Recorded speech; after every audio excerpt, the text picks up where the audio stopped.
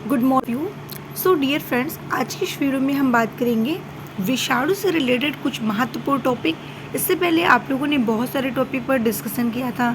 Virus क्या है, virus में लिविंग्स है या नॉन लिविंग्स है, लिविंग्स एंड नॉन लिविंग्स में क्या डिफरेंस है, इन सभी को हम लोगों ने एक एक करके पढ़ा था। तो आज की इस वीडियो में हम बात करने वाले हैं सबसे इम्पॉर्टेंट टॉपिक के बारे में, जहाँ से क्वेश्चन आपके एग्ज़ाम में अक्सर पूछे भी जाते हैं कि वायरस से होने वाले कौन कौन से रोग होते हैं। तो आइए देखते हैं, कुछ इंपॉर्टेंट हम डिसीज़ को लेकर आए हैं, जिसमें हम एक एक डिसीज़ के बारे में बात करेंगे कि वायरस से कौन कौन से डिसीज़ होते हैं। देखिए, सबसे पहले अगर हम बात करते हैं वायरस से होने वाले कौन कौन से प्रमुख रोग हैं, जैसे कि जुकाम, इन्फ्लुएंजा, ठीक है, जिससे प्रति ज्वर, जिसे हम येलो फीवर के नाम से जानते हैं, खसरा, चेचक, जिसमें स्मॉल पॉक्स के नाम से जानते हैं। इसे आम भाषा में हम लोग और भी चीज़ें भी बोलते हैं, जैसे छोटी माता, चिकन पॉक्स, जैसे बोलते हैं माता जी निकल गई हैं तो उसे हम छोटी माता चिकन पॉक्स बोलते हैं। पोलियो, ठीक है, रेबिस, गलशुआ, मस्तिष्क सोत, डेंगू, हिपैटिस, एड्स, कैंसर, ये सारे जितने भी डिसीज़ आपको यहाँ पर दिए हैं वो सारे डिसीज़ कैसे होते हैं, वायरस से होते हैं। तो आज के इस वीडियो में जो हम पढ़ाएंगे आपको आगे, सबसे पहले पढ़ाएंगे कि वायरस से किस किस माध्यम से आपको वायरस से डिसीज़ हो जाते हैं, ठीक है। और यहाँ पर जो सबसे इम्पॉर्टेंट है आपके लिए, जो आपके एग्ज़ाम में जो क्वेश्चन ज़्यादातर पूछा जाता है वो एड्स से पूछा जाता है, ठीक है।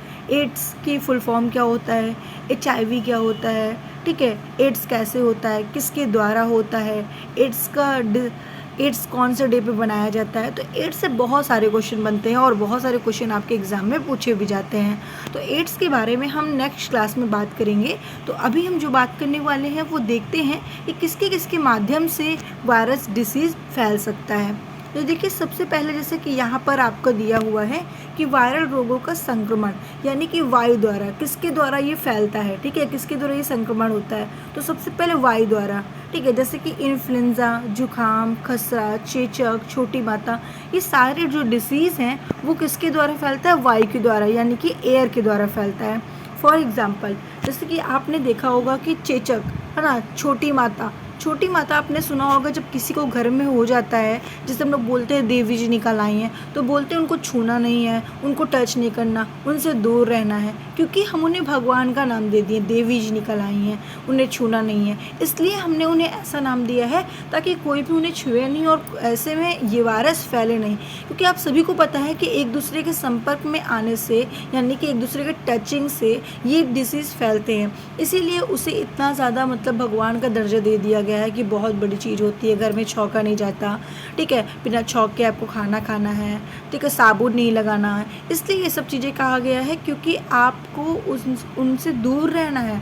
और साबुन नहीं लगाना के मतलब ये होता है कि अगर आप ऐसे में साबुन वगैरह का यूज करेंगे तो वो और ज़्यादा बढ़ेगा, ठीक है, तो इसलिए मना होता है कि नीम की पत्ती से नहाओ, ठीक है। तो उन्हें इस तरीके से हम लोगों ने भगवान का नाम देकर उन्हें और दूरियां बना दिया है, लेकिन एक्चुअल में बात ये है कि ये वायरस है, ठीक है, और ये एक ऐसा वायरस है कि टच करने से भी फैलता है, एयर के द्वारा भी फैलता है। इसीलिए आपने देखा होगा, अगर किसी को घर में है, अगर वो सही से मेंटेनेंस नहीं रखते हैं तो कंफर्म है कि 1 से 2 लोगों को होना ही होना है, ठीक है।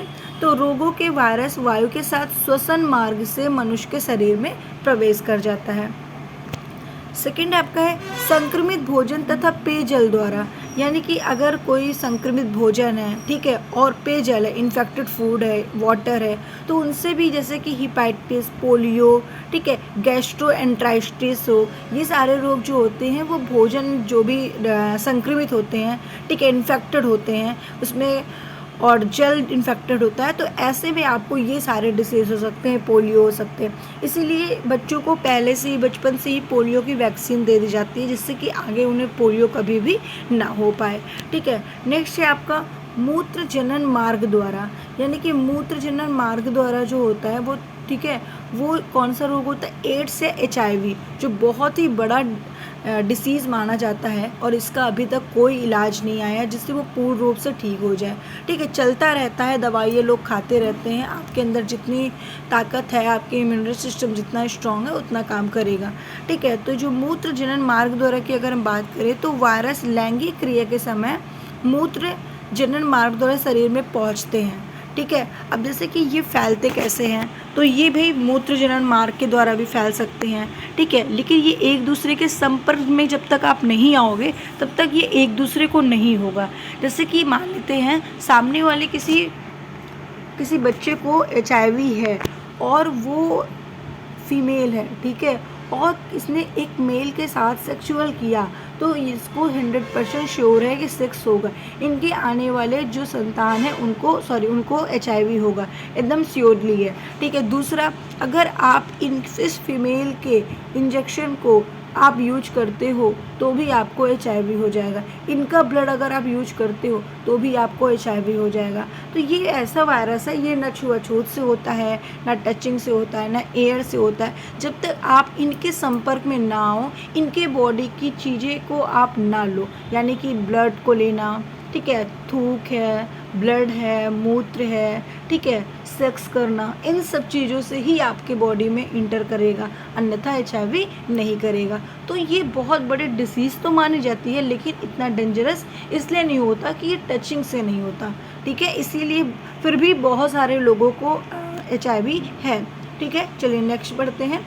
संक्रमित इंजेक्शन ना कि सुई द्वारा, ठीक है। अब देखिए यहाँ पर जो दिया है कैसे फैलता है, बाय इन्फेक्टेड इंजेक्शन नीडल्स के द्वारा, ठीक है। कौन सा डिसीज़ होता है, HIV वायरस होता है, हेपेटाइटिस B हो सकता है, ठीक है, अगर आप किसी संक्रमित के इंजेक्शन को अपनी बॉडी में फिर लगाते हो तो। दूसरा, संक्रमित जानवरों के काटने से, ठीक है, यानी कि संक्रमित कुत्ते के काटने से, वो जो खुद इन्फेक्टेड हो, ठीक है, और वो कुत्ता आपको काटा तो आपको रेबीज वायरस तथा मच्छर के काटने से डेंगू, पीत ज्वर वायरस हमारे शरीर में इंटर कर जाते हैं। अब सभी को पता है ना कि डेंगू कैसे हो गया, मच्छर के काटने से होता है। और रेबीज वायरस कब होता है, जब इन्फेक्टेड डॉग आपको काटता है तो आपको रेबीज वायरस हो सकता है। और संक्रमित व्यक्ति के संपर्क में आने से वायरस हमारे शरीर में पहुंचकर शरीर को बीमार कर देता है, ठीक है। तो इस तरीके से मैंने आपको इम्पोर्टेंट बताया कि किसके किसके द्वारा आपका ये वायरस फैल सकता है, ठीक है। तो वीडियो कैसी लगी हमें कमेंट करके ज़रूर बताएं, क्योंकि आप सबके लिए ये वीडियो काफ़ी इम्पोर्टेंट है। यहाँ से आपके क्वेश्चन पूछे जाते हैं और यहाँ से क्या क्वेश्चन आपको मिलेंगे कि किसके द्वारा कौन सा रोग होता है। आपसे पूछा जा सकता है कि वायु द्वारा कौन सा रोग फैलता है, छोटी माता किसके द्वारा फैलता है, किस संक्रमण के कारण फैलता है, ठीक है, पोलियो किस संक्रमण के कारण फैलता है, ठीक है। इस तरीके से क्वेश्चन आपको पूछे जाएंगे। तो नेक्स्ट क्लास में जो हम बात करेंगे वो HIV के बारे में, ठीक है, कौन से डिसीज़ के बारे में डिस्कशन करेंगे, HIV के बारे में बात करेंगे। और HIV से आपको पूरी डिटेल्स देंगे, HIV क्या है, फुल फॉर्म क्या होता है, इसकी मेडिसिन कैसे होती है, इसका रोकथाम क्या है ना, इससे लाभ क्या है, हानि क्या है, सारी चीज़ें आपको बताएंगे। हालांकि कोई लाभ नहीं होता HIV होने से, ठीक है। तो मैं आपको सारी चीज़ें इसके बारे में नेक्स्ट क्लास में बताऊंगी। तो आज की इस वीडियो को यहीं पे समाप्त करते हैं और फिर मिलते हैं अगले दिन अगले वीडियो के साथ।